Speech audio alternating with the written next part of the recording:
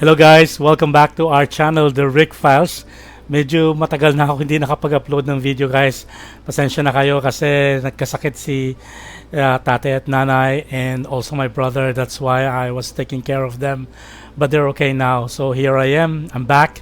And in this video guys, I'm going to do a reaction on the just concluded interview of Mr. Boy Abunda sa 5 presidential candidates natin in the upcoming election, because I think the future of the country is at stake here. So I'm very much interested in finding out more what their platforms are, what their plans are, and able to address some of the most pressing issues ng country natin. That's why I watch all the videos na in-upload ni Mr. Boy Abunda sa kanyang channel.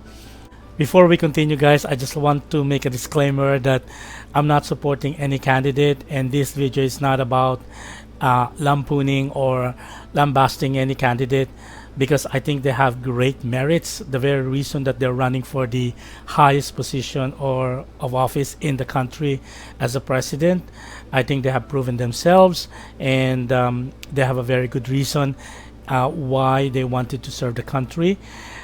This video is really more into my own personal take on whom I think answered the question brilliantly, as well as look into their headspace on how they're going to address some of the pressing issues raised in the questions by Mr. Boy Abunda.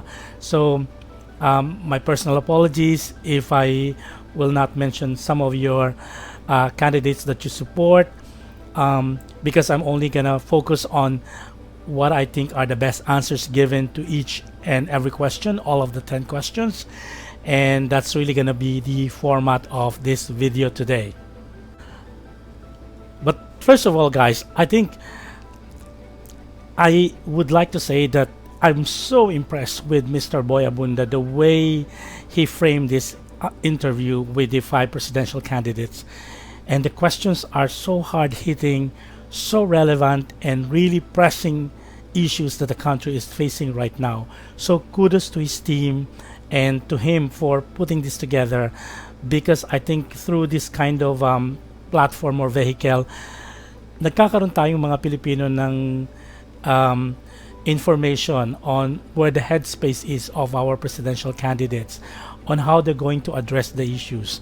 And nakikita natin talaga kung sino sa kanila yung may solid na plans or platforms in addressing na kinakaharap na issues ng country natin. And I think that's really helpful in the upcoming election. At saka guys, I can't you know, I don't know, I'm lost for words to describe how good of a journalist si Mr. Abunda. I think he's a world-class journalist. Sobrang galing niya guys, and sobrang smart, and sobrang respectful.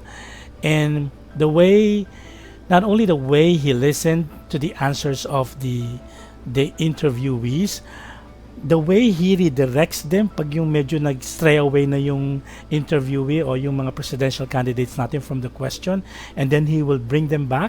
Sobrang galing guys. And he's so courteous, he's so respectful sa kanila. Talagang wala siyang walang binastos, he never talked down to them kahit minsan. And then he really stick to the question and what he wanted to find out, kung anong gagawin ng mga presidential candidates with these pressing issues. Sobra akong believe kay Mr. Boy Abunda. Hats off to you, sir. I mean, I'm a big fan. You gain me as your biggest fan, and I wish to hear more from you, these kinds of interview or sa channel mo, because I'm really very impressed, and no wonder why you are, you know, the best person to prepare sa mga Miss Universe candidates natin, because you are so smart, you're so intelligent, and you're so good as a journalist. Really world class. That's all I can say guys. Okay, so let's dive in dun sa 10 questions na tinanong ni Mr. Boy Abunda dito sa mga presidential candidates natin. So as I mentioned, I'm only gonna talk about yung feeling ko nagbigay ng best answer sa question ni Mr. Boy Abunda, and also I think not only the answers are solid, but there is a concrete plan on how to address that issue, and also yung stand nila on a particular topic or particular issue. Yun lang ang i-mention ko sa video na to, guys. Hindi ako mag-mention ng anything na I felt na there's a shortcoming or merong mali sa character nila when they answer the question, or meron silang niloloob nung sinagot nila yung question. I'm not gonna delve into that, guys, because I think that is not right. It's too personal. I mean, I don't know these presidential candidates personally, so I'm just really gonna stick to yung anong sinagot nila sa question. So let's dive in, guys. First question, tinanong ni Mr. Boy Abunda na sinabi niya na nilift ni President Duterte yung mining embargo sa Philippines, together with DNR. Pinayagan na uni nila mag-mine yung mga companies, including open pit mining. So ang question na to is about like ano yung gagawin ng president o susunod na president if should they be elected. I-continue ba nila, i-reinforce ba nila tong mining na to sa Philippines or hindi, and why? I think the presidential candidate that gave the best answer here, that's super straightforward. All of them right away sinabi nila kung i-continue or not gonna continue. I think all five of them said i-continue nila as long as it's a sustainable and regulated kind of mining, responsible mining. But I think the presidential candidate that gave the best answer here is former Senator Bongbong Marcos. Why? Because he said that he will reinforce, he will continue, and he will support yung continued mining sa Philippines. Ang reasoning niya is because it's a creator of job and we needed it so badly, especially what happened with COVID-19 na sobrang naapektuhan yung economy natin. And I think Philippines being very rich in minerals and natural resources, pag kinontinue natin itong responsible or sustainable mining, it will help our economy bounce back. So I like the way he answered that question, na meron siyang tinatay back in niya sa recovery ng economy, kung bakit niya sinusuportahan yung pag-continue ng responsible or sustainable mining. But what really impressed me is when he said that he is wary of open pit mining. And dito ko naintindihan, actually natuto ako sa kanya because naintindihan ko na yung open pit mining pala, even after the fact na tinabunan mo na uli yung pinagminahan mo, down the road or many years will pass, it could still seep in sa mga river natin or any bodies of water, yung toxic, yung poison, yung elements, and it will never be the same again. So hindi natin mapoprotektahan yung environment. And I think the reason why he's worried about this is because he's not sure if this is something that we need to continue on. So I think ang sinabi niya is he would make sure that there is i-enforce mabuti yung regulation and also yung mga guidelines for responsible and sustainable mining, but also make sure that he will watch closely yung open pit mining. Or I think he's not really into open pit mining. He will not support it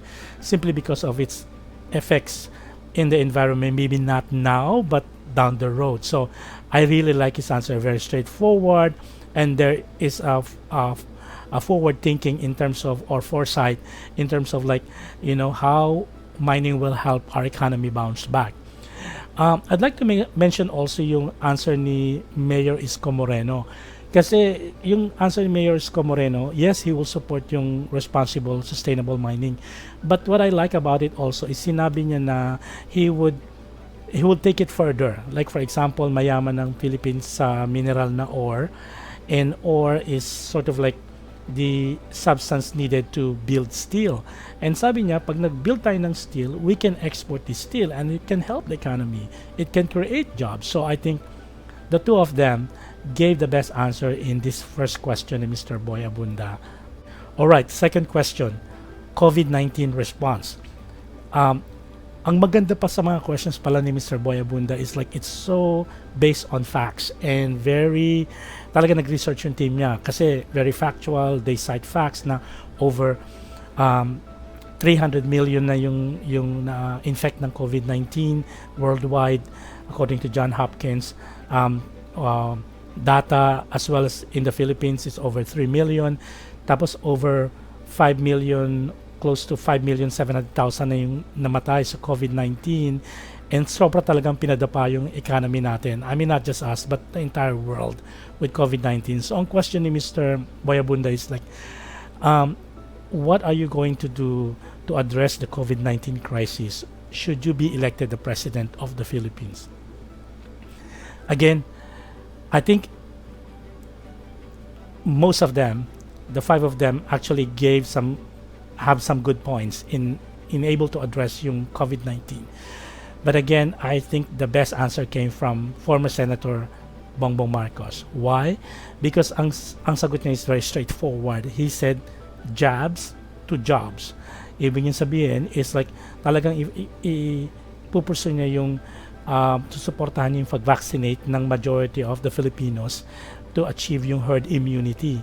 Because ang idea niya is like when we are in that position wherein we have the herd immunity, then people can start to be mobilized again. And once we achieve the herd immunity, then we can create jobs. We can revive the economy. And he went on further by saying that how to revive yung economy, how are you gonna create jobs? Sinabi niya na he will focus on 2 things. One is agriculture, including fisheries, because it's a creator of job, which is so true. And then the other one is tourism. And he even went on to say that Philippines is a beautiful country, we have beautiful people, and we can easily attract tourists to our country. As a matter of fact, he did even mention na yun daw mga local tourists or yung mga Pilipino na once mag-relax lang tayo sa ating yung IATF protocols, yung mga level 1, level 2, level 3, level 4, nakikita niya na nagdadagsaan yung mga Filipino tourists, yung local tourists. So what more, once we achieve that herd immunity, then people can start coming again into the Philippines. And again, that's a creator of job. That's really what I like about his answer on his response to address yung COVID-19 crisis. Gusto ko rin yung sinabi ni VP Leni Robredo kasi sinabi niya, in-identify niya na yung team niya, they have identified 3 industries where we can revive the economy and create jobs.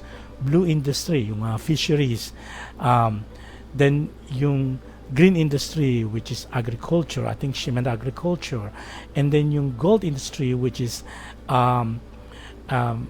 IT, digital, probably manufacturing would come in there.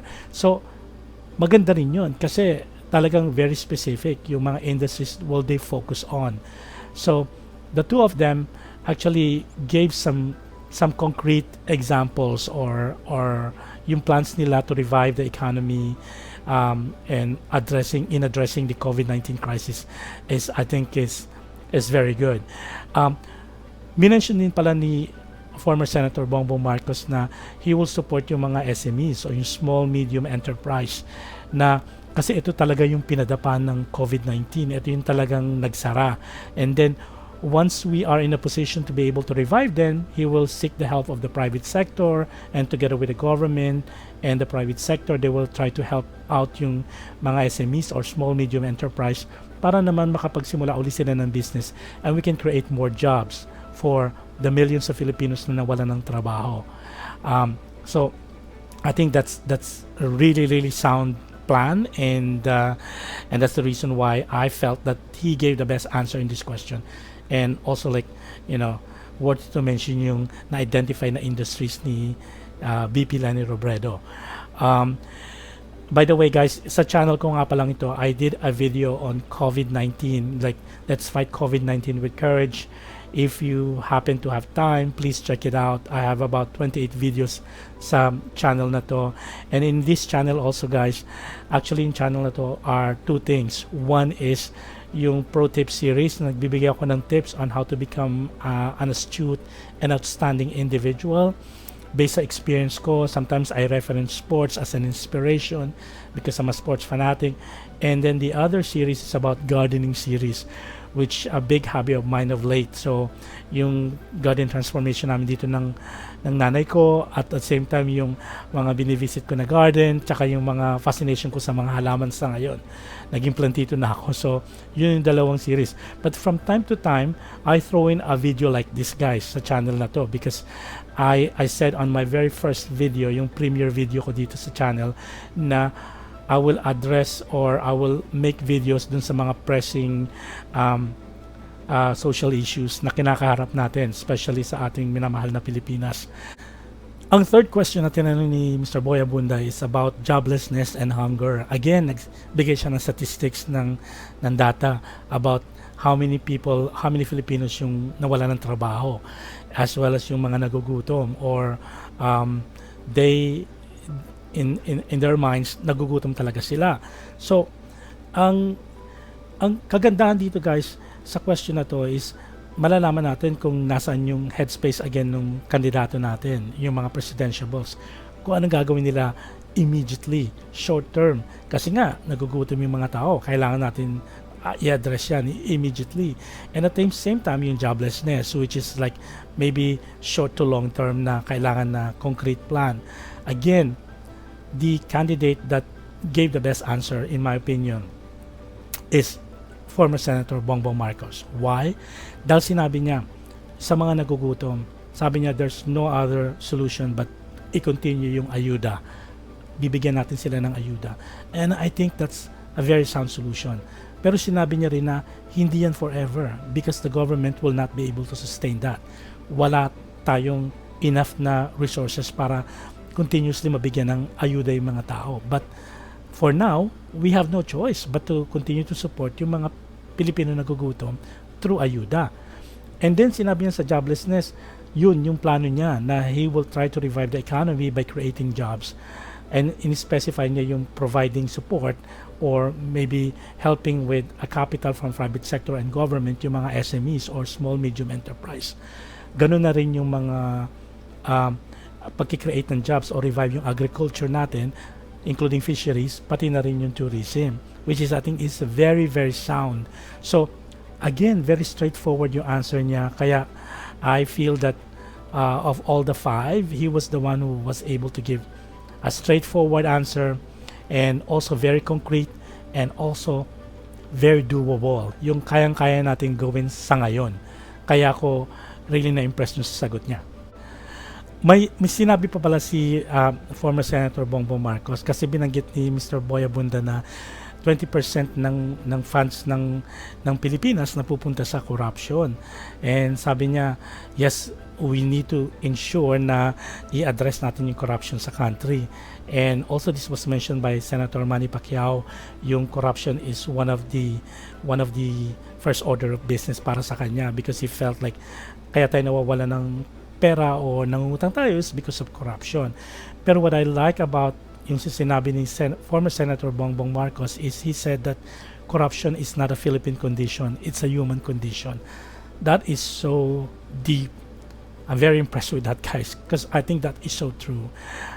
I mean, human nature, I mean, lahat tayo when can be tempted to, do something stupid or not good, and especially when times are hard or when we are presented with very difficult circumstances.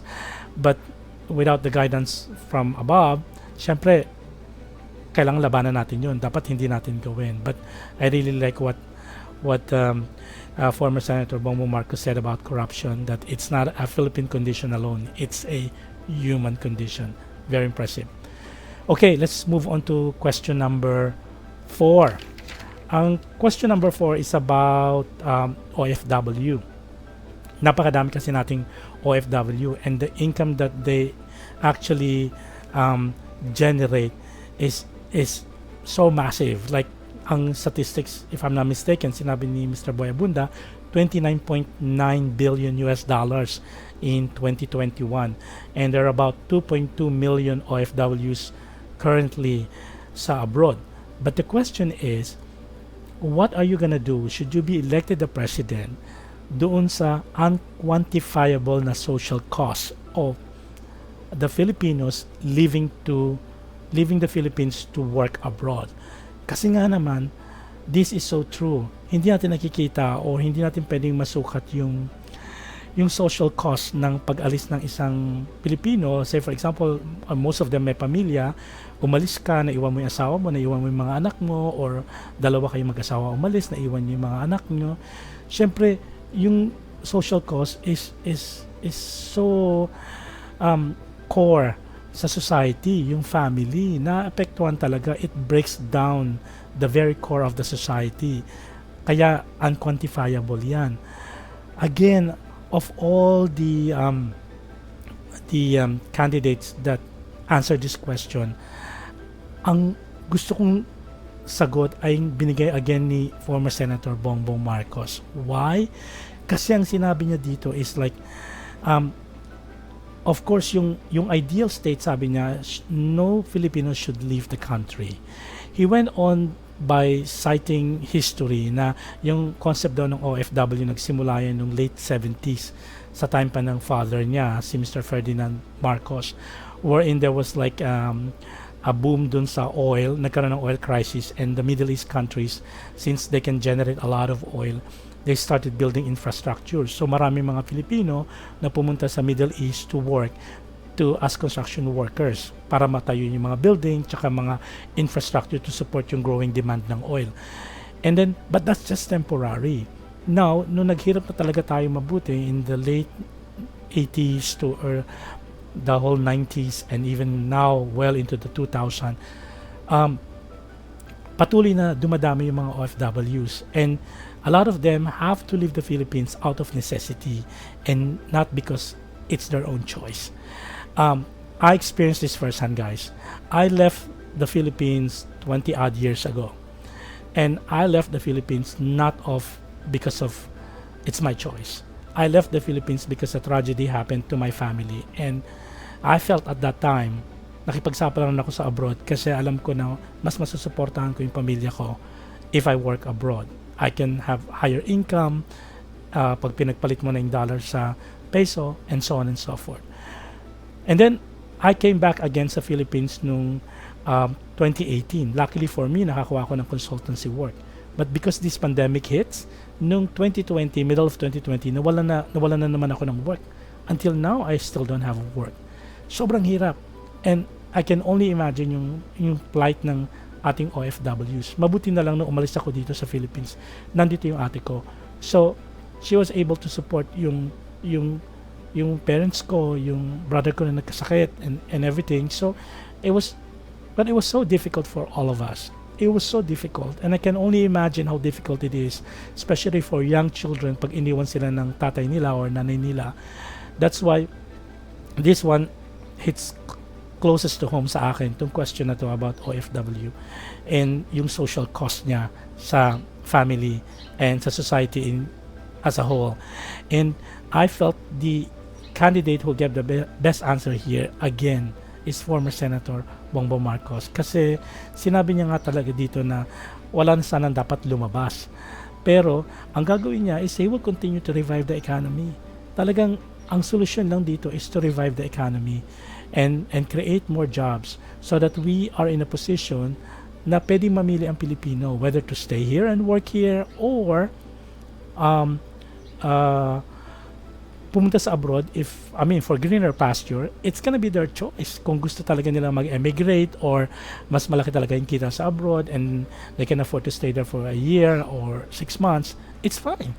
So I think it's important that i-create mo yung jobs. And then tinanong siya ni Mr. Boy Abunda na how are you gonna do that? Again, minention niya yung agriculture, supporting SMEs, small medium enterprise, pati na rin yung tourism i-revive para mag-create ng jobs so that we're in a position that everyone is able to make that informed decision na magstay ba ako dito, magtatrabaho ba ako dito, or aalis ako and work abroad. So ang galing, it's very doable, it's again straightforward, easy yung answer niya. Tsaka I also noticed na sa 5 in-interview, 2 lang sila ni Senator Ping Lacson na nakakaintindi yung benefit ng newly created agency sa Philippines, yung Department of Migrant Workers, na hopefully itong agency na to will be able to take care of yung tinatawag nating effects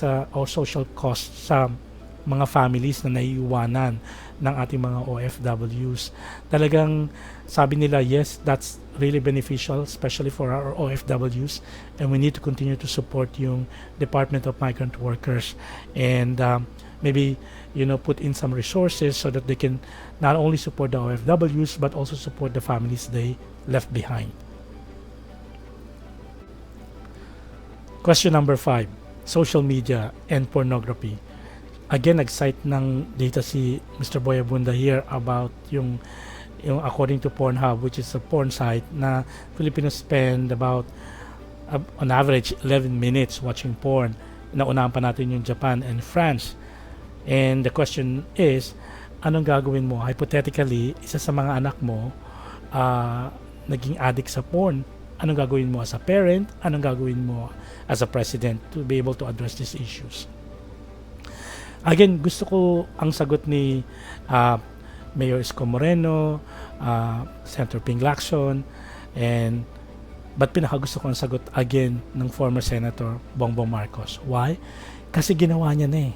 Sabi niya, he and his wife has already spoken to their children that this is not the normal thing, It's okay if you happen to be exposed to porn, nakanood kayo, but that's not a normal thing, Hindi yan normal. Kinausap nila mabuti yung mga anak nila na yung pornography is, nandun yung hindi yun validation ng self-worth ng isang tao. So ang importante is you do what is right and what is normal. Kaya as a father or as a parent, he already done it. So I was very impressed with that. Secondly, sinabi niya sa president, what he would do is he was very honest kasi tinanong siya ni Mr. Boy Abunda na, how are you going to address that? I-control mo ba yung social media? Said, no, I can't. He said the government can only do so much. Actually, we can do very little about it. Kasi hindi mo makokontrol ang pasok ng yung galaw ng internet.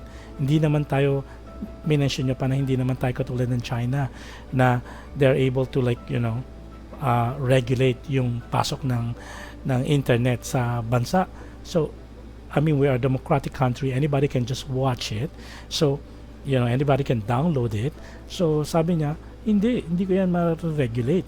Sabi niya, hindi ko yan makokontrol. What I will do is I will address this issue through familial and school level, which is, I think, so smart and so brilliant. Dahil sabi niya, the parents should be the one to be able to hold hands of, and take care of their children so that they will not get into this, addiction. And also the teachers. In other words, ang talagang magpo-focus siya dun sa mga role models ng bata, like the parents, for one, and the teachers, na i-amplify niya, strengthen niya yung sex education sa schools from the moment the child actually starts schooling. Ipapa-amplify niya yun, that he will make sure that he will work closely with DepEd to ensure that children are well educated about sex education. So this kind of pornography is not gonna happen. He even went on saying that, an example niya na we have to ask the question na bakit kasi yung child pornography is also very rampant, and what is so saddening and what is so devastating is the fact that sometimes yung nagpepedal dito sa mga batang na abuse through child pornography is their parents. And it begs the question, sabi ni former Senator Bongbong Marcos, na bakit nangyayari to? What is happening to the society? Why they are in this situation? We have to ask that question ourselves. Probably because the parents don't have a source of income. That's why he went back again to creating jobs, which, you could see his headspace. He's not only thinking of like, what's gonna happen tomorrow, or how are we going to address this. These are all interrelated. He's like really thinking and looking forward and able to address this type of issues na very pressing, very relevant, and very, very important, especially for the welfare of our children. Question number 6, it's about abortion. Tinanong Mr. Boy Abunda, are you in favor of passing a law, or is it time to pass a law to have a legal abortion in the Philippines, especially for those that are rape victims? Don't get me wrong, guys. I mean, I'm pro-life, and I know that I'm Catholic, and Philippines is a predominantly Catholic country. But again, in this particular question, what I like about the answers of the 5 presidential candidate, ang tingin ko has the best answer again is former Senator Bongbong Marcos. Sorry guys, I keep going back to former Senator Bongbong Marcos because he just, he understood the question very well. Kaya, ang galing naman ang sagot niya. Sinabi niya na, yes, I think we should be able to pass a law to legalize abortion para sa mga rape victims, and also those that are victims of incest, yung ginahasan ng kanilang tatay or maybe kapatid or uncle or what have you. At saka alam niya rin ang ibig sabihin ng therapeutic abortion, which is allowed in the Philippines, wherein you have to save the mother over the child, lalo na pag parehong yung life nila is in danger. So I think in this particular question, nag-follow up si Mr. Boy Abunda na, what about the church? How are you going to handle that with the church? Kasi nga, the church, any forms of abortion is not allowed. He said I won't fight against the church. I won't argue about theology, sabi niya, because this is a social issue.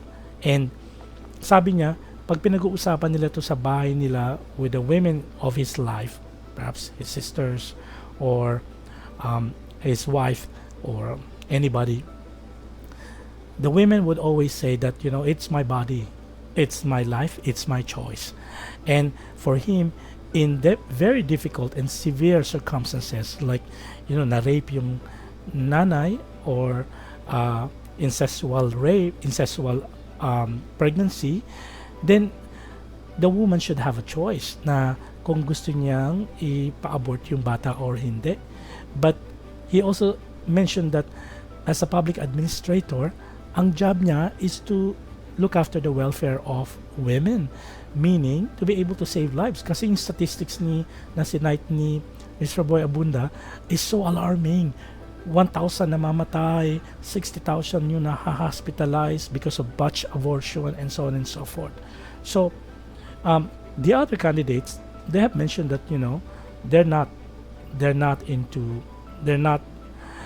won't allow for a law to pass about abortion. Kaya sa akin, I felt like I support yung plano ni former Senator Bongbong Marcos, because even though I'm pro-life, I felt like that the ultimate decision should come from the mother. Some of you might argue, guys, but again, I just like to reiterate, this is my own personal opinion. Akin lang po ito. Pasensya na po kung magkaiba tayo ng pananaw, or you felt like another candidate gave a better answer. So that's it for that question.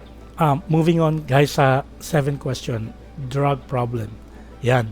Again, nag-cite ng statistics si Mr. Boy Abunda. Sinabi niya rin yung sinabi ni President Duterte na underestimate niya yung problema ng drugs sa Pilipinas, and he felt like he can solve it in 6 months, pero hindi pala, because sobrang talamak pala, kasi ang framework na wino-work niya lang at that time was in Davao.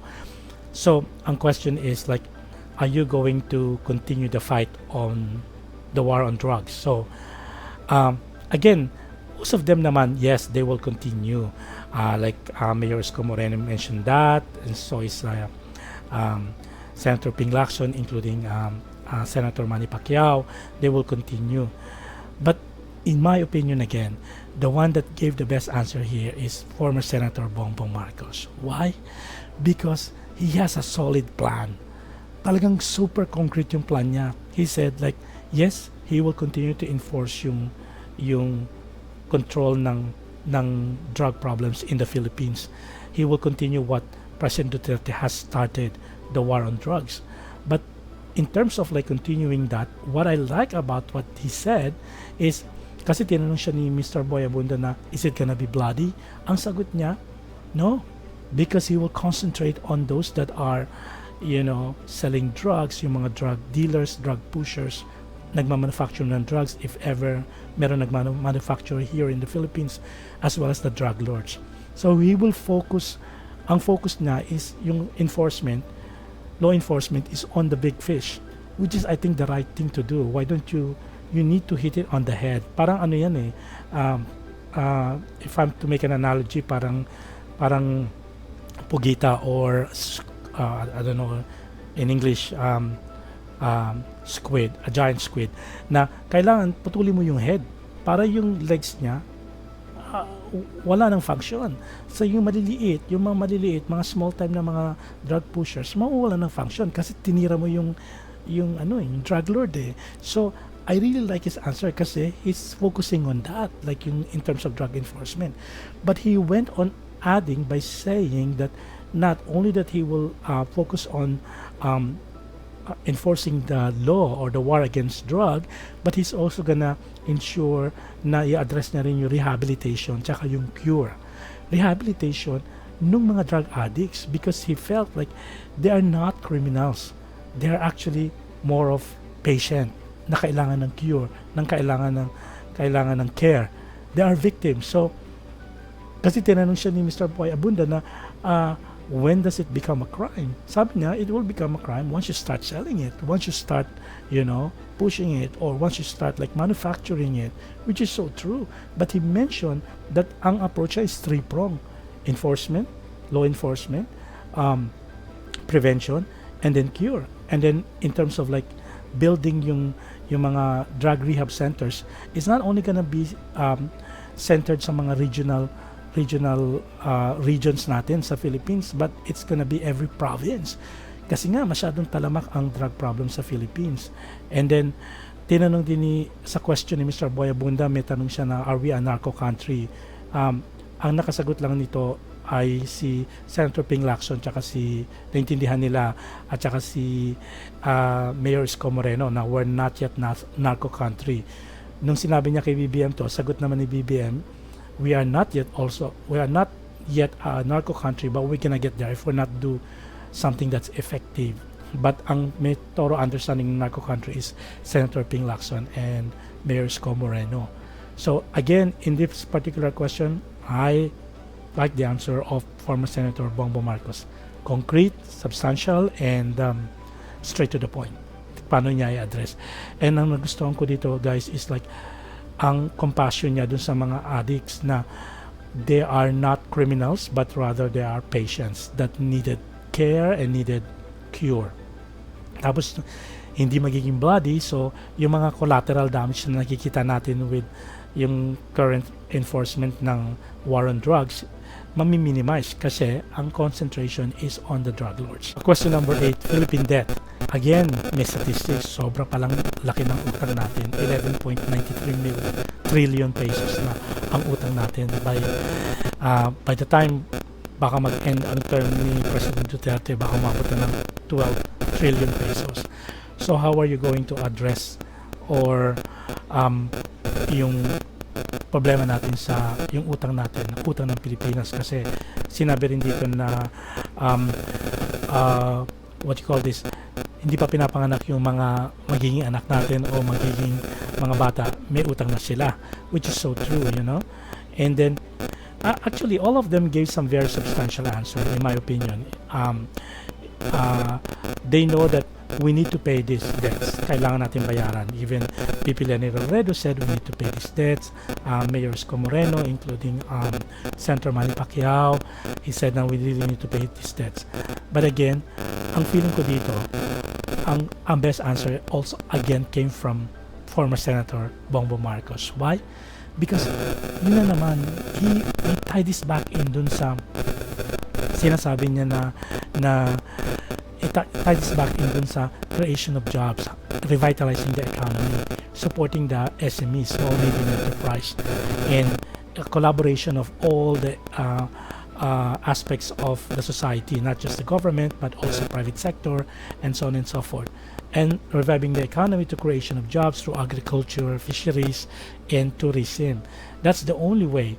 And he was also like grounded masyado yung feet niya when he mentioned that we still need to continue to borrow because we don't have funds right now, but when we borrow, we have to make sure that there's a strict enforcement ng inutang natin na hindi mapupunta sa bulsa ng corruption o dun sa mga mambubulsan ng funds. He has to make sure na yung utangin natin, we will invest it wisely para mag-generate ng profit or mag-generate ng income so that we will be able to pay off our debts. I think that's very sound. That's why I felt like this question was answered beautifully and may solid action plan ni former Senator Bongbong Marcos. Question number 9. Guys, this is so difficult. Actually, I don't have much knowledge about this kaya sobra ako natuto nung pinanood ko yung interviews nila. Lahat sila nung in-interview sila tinanong sila ni Mr. Boy Abunda. Question is about West Philippines Sea. Anong gagawin mo to be able to protect the territory pag naging presidente ka? So we all know now that ang contention yan is between us and China, yung West Philippines Sea, na if all diplomatic efforts fails, anong gagawin mo as a president to be able to protect yung sovereignty, protect yung territory natin in West Philippines Sea? Again, I think all of them said like, yes. I mean, the two of them or three of them, I remember si Mayor Moreno, si VP Lenny Robredo, as well as Senator Ping Lacson, sinabi nila, they would seek yung assistance or sort of like, they will call on the coalition of nation, like call on countries like US, perhaps Japan, para tumulong. At kay Senator Moreno pa, sinabi niya na he will appoint like a naval officer to be his chief of staff para siya yung mag-navigate dun sa mga seas para maprotektahan natin yung mga not only our fishermen but also yung territory natin sa West Philippine Sea. But I think the one that gave the best answer here, once again guys, and please don't shoot me here guys if I keep on going back to former Senator Bongbong Marcos, he was the one who gave the best answer. Why? Because he said that we cannot afford for diplomatic efforts to fail. That's the only option we have right now. And all of them realize that we cannot go to war. We just don't have the firepower to do it. And but what I like about the answer of former Senator Bongbong Marcos is when he said that kung nag-fail na yung arbitration and then the war is not an option because it's just outright suicidal, then the only option may be bilateral agreement that we will continue to engage China in any way, shape, or form, including probably gamitin natin yung mga Chinese businessman na nakatira sa Philippines. They might have some relatives in China kausapin, and then maybe we will continue to support yung mga fishermen natin na mag-fish dun sa West Philippine Sea or dun sa territory in question. That's the only way. He said, we will need to continue to engage China. There's no other way. And I think that's so sound because China is we all know is a superpower, And then when he was asked, like, what about inviting the US? He said, no, that's not an option. And he was right. I didn't even realize that, guys. Kala ko, parang option natin, but di natin seek yung help ng US. But when I listened to his explanation, he said, it's not an option. It's an issue between us and China. And when you do that, may ipit tayo. Kasi dalawang superpowers yan eh. And syempre, ibang countries din, pag yung sa coalition of nation na sagot ng ibang mga kandidato, ang concern nila dyan or ang modus nila dyan guys is, ang emo nila dyan is like, basta makadaan lang sila dyan sa territory na yan for purposes of trade and nothing else. but do you think they're really after our welfare? I don't think so. So I think the answer again of former Senator Bongbong Marcos is so sound and so firmly planted on the ground, and yung headspace niya talagang sobrang mature and sobrang forward thinking, sobrang strategic, sobrang what you call this, judicious, yung talagang calculated, careful siya. At the same time, he would not risk yung mga sundalo natin to go to war, na mamatay mga sundalo natin to go to war to China, if ever, because sabi niya talagang that's definitely not an option. It's suicidal, outright suicidal. So again, I have to give it to him on this particular question. Okay, last question, guys. This is the 10th question about, is it time to amend the qualification ng anybody who's running for president in the Philippines sa Philippine Constitution? Again, this is a very tricky question because I like the way Mayors Co Moreno and even VP Lenny Robredo mentioned that, no, we should not amend it because this is the true essence or the very core of democracy. I think that is really correct. But again, guys, even to the last question, I have to give it to former Senator Bongbong Marcos. Why, guys? Because ang sagot niya dito, we should not amend yung constitution, yung qualifications, how to become a president, to be able to preserve or to be able to uphold yung very core of democracy. Pero ang sabi niya, anybody can be a president, but not everybody can be a good president. Wow, that is so profound. He got me there, guys. That's it. Sabi ko, wow, that is so true. And then he didn't stop there. He has a solution, guys. He said like he will have like this, he will revise or parang i-work out niya, babaguhin niya yung political framework sa Philippines. Ibabalik niya dun sa dalawang parties lang, which is the liberal and nationalista. I think this is the time of his dad, Mr. Ferdinand Marcos, na dalawa lang yung parties. Ngayon, ang dami-dami ng parties sa Philippines. Parang sa US, there's only the Democrats and there's the Republicans. Kasi ibang societies, they're so evolved, they can afford to have numerous parties. But sa atin, sabi niya, hindi pa tayo ganun ka-mature politically. We need to go back to the simpler way or simpler political framework wherein there's only two parties. Sa two parties na yan, mahahasa na dyan yung mga pwede maging kandidato for president. So, the nationalista can appoint their best candidate, the liberal can appoint their best candidate, so the two of them can duke it out, and whoever wins is the most qualified. I think that's so sound, that's so doable, and why do we need to follow or copy the other countries na maraming political parties na hindi naman tayo ripe pa to be able to do that? I think once we get there, probably pwede na, but now it's not yet time, and let's simplify things. But yun ang solution ni BBM. And then he did mention that just like the other candidates, sinabi niya na not yet time to amend the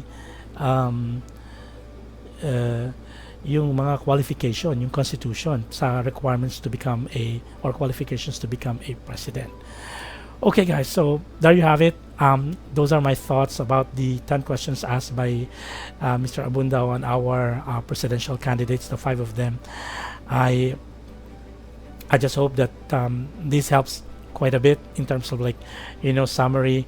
I was watching this, guys, while looking after my brother. So, and please put down your comments below, guys, kung meron kayong comments na anything that you want me to react on or anything that you want me to talk about in this channel. As I mentioned, there's 2 series in this channel. One is a pro tip series, the other one is gardening series. And if you feel like you have something that you want me to talk about, please don't hesitate to put your comments down below. And thank you guys for watching. I know this is a bit long. It's a bit long as a video, but I think the future of our country is at stake here. we really need to vote wisely and really choose the candidate that is not only that will have our best interest at heart at all times, but also has the capacity, not only intellect but emotionally, and um, the trait of uh, a decisive leader that can take the country to, to be able to rise again, especially of what happened during or what's happening with COVID-19. And in the meantime, guys, I wish you guys all the very best, and please stay safe and keep well. Please take care of yourself and each other. Bye for now.